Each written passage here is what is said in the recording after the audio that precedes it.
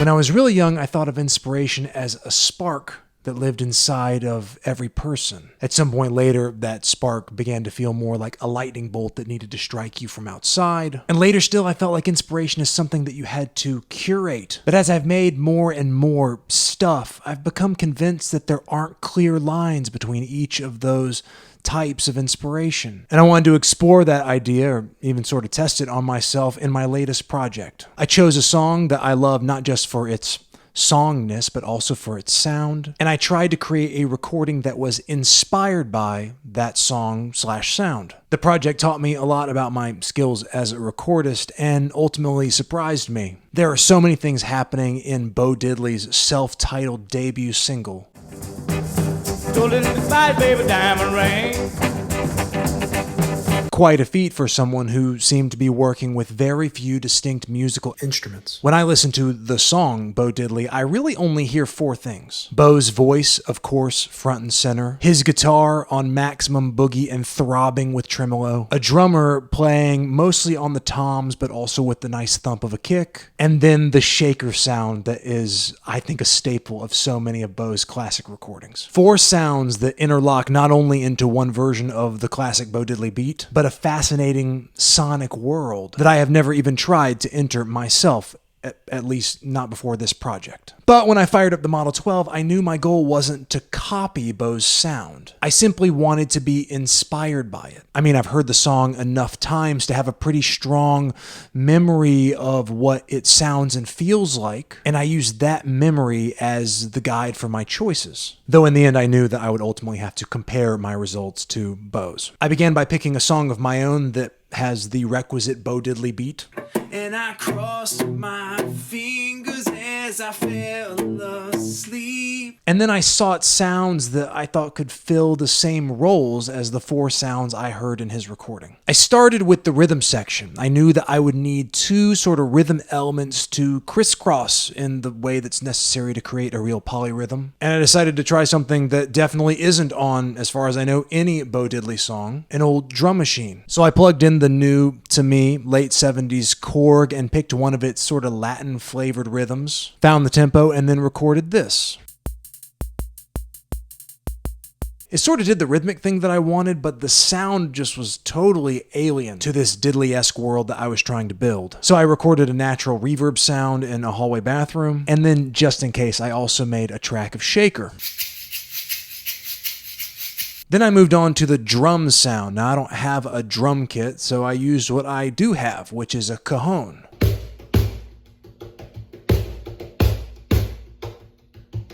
Turns out that's not a great substitute for both a kick drum and a set of toms, but it was good enough for me to add some syncopation that mixes in with the other rhythm elements to create something like a Bo Diddley beat.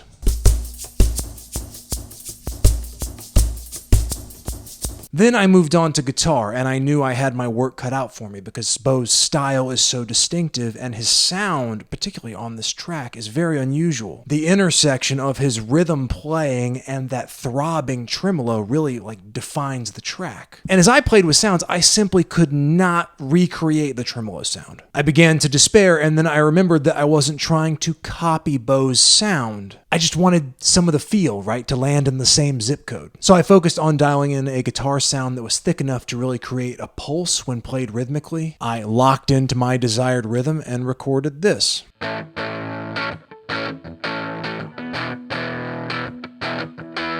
And to stay that locked in, I had to focus on playing that rhythm with all of my attention for the entire song, which meant that I wasn't able to do some of the sort of stabbing lead stuff that Bo plays. With a little mental note that something was missing, I moved on to the next piece, which was vocals. And this probably proved to be the most difficult piece, but not because of any aspect of recording. So much of the vibe comes from Bo's personality, from his performance. And by comparison, my vocals felt very bland, very dry, at least until I decided to take the inspiration and loosen up, be a little bit more theatrical. By my standards, it's still a pretty straight vocal, but Bo's spirit is in there somewhere. In a long G-rated American kiss. And then, sort of to my surprise, I was done, at least done recreating the elements that I heard in Bo Diddley's mix. I felt pretty good about the work I had done. I mean, I knew that I had made different choices, but I felt like I was in the neighborhood until I compared my rough mix to Bo Diddley's self-titled single.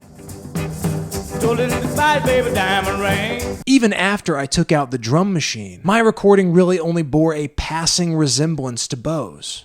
If I knew then what I know now, I would have put my hands on the side of a face. I was amazed by how easily my distorted memory of his music, or even just my own ear and taste, had led me away from the sound of his recording. And that made me even more curious to see what would happen if I continued to record and to build a mix that was less indebted to Bo's. The first step, obviously, was to get that drum machine back into the mix. Then I wanted some instrument to fill the spaces that were left because I couldn't do the stabbing lead guitar thing that Bo does. I didn't want to record another guitar that would just cloud up the mix. Instead, I just exhausted myself trying to play a harmonica solo.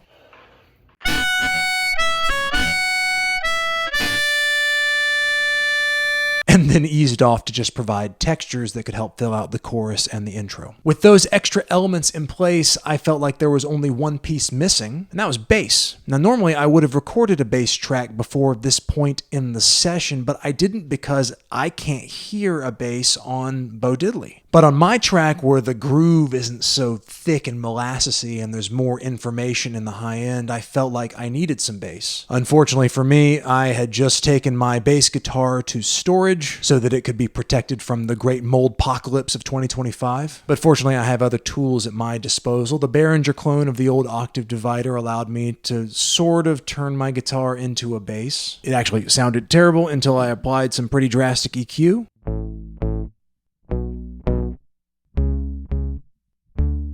And then it seemed to work nicely. I added a little bit of the chorus plus Hall 2 effect that's built into the Model 12, especially on some of those harmonica parts to really make them swell in stereo. And then the project was done, and the results sound many miles, or probably just several decades, away from Bo's. I set out to be inspired by Bo Diddley and to make a track that bore out that inspiration. And I think I still did that. To be inspired is not to make a copy. Instead, I think it's a combination of the spark that's in here, the context that you put yourself in, and the little sparks of inspiration that come occasionally. In my experience, those things combine almost inevitably into something that is truly creative. And if that's true, then I'm actually really excited by the prospect of... Sorry about the lighting. This is just like the screen of my computer changing colors. If that's true, I'm really excited about the prospect of doing this again, to see what my creative systems do when I fuel them with different inspiration. I hope you think about some of the music that excites you most and consider trying it yourself. If you do that, or if you've done something similar in the past, let me know about it in the comments. Also, please share your thoughts and opinions about the late, great Bo Diddley. He wrote and performed so many great songs, including many that are relatively unknown, and he made many of them at a home studio that he built in 1959. If you're interested in the things that he recorded at home, go listen to records like Bo Diddley is a Gunslinger. If you want more of a general overview of his work, you should be able to find the Chess Box on streaming. It is fantastic. And if you just want something to punch you right in the gut, go look for Bo Diddley's Beach Party. It's probably the most deceptively packaged record of all time. And of course, if you're interested in listening to something new, you can listen to the entirety of my new song at the end of this video. But if you don't want to do that, I get it. You've done enough. And thank you so much for your time. I hope you're doing well. Take care of yourselves, and I'll see you around. Let's see what that sounds like.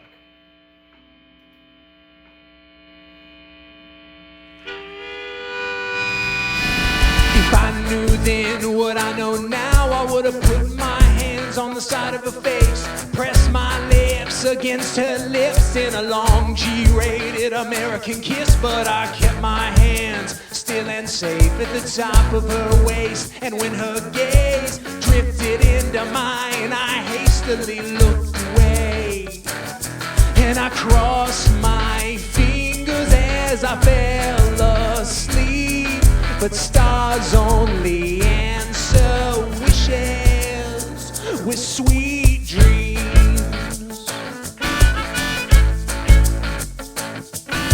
If I knew then what I know now, I would have marked our hands with big black X's and cried the tears that grow acceptance. The whole damn drive back home to Texas, I had to go, but I couldn't say.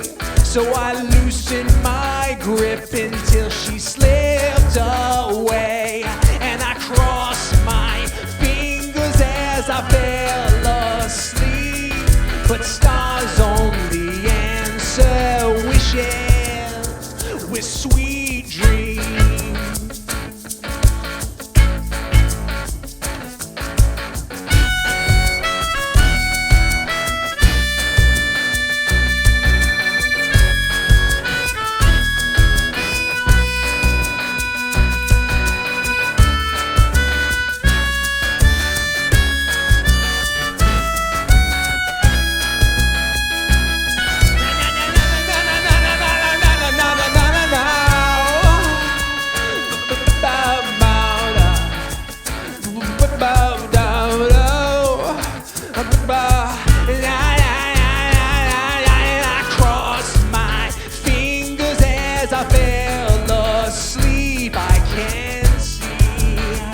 Oh, I can see, baby, I crossed my fingers as I fell asleep. I can't breathe, oh, I can't breathe, baby, I crossed my fingers as I fell asleep, hoping all the things I need are just come on rolling, baby, to me, and I crossed my fingers as I fell asleep.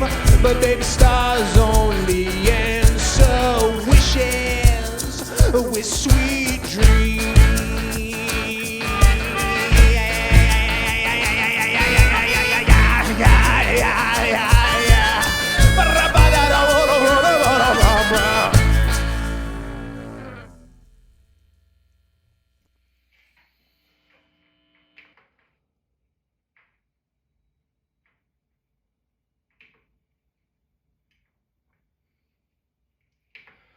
Well, that was fun, but was it any good?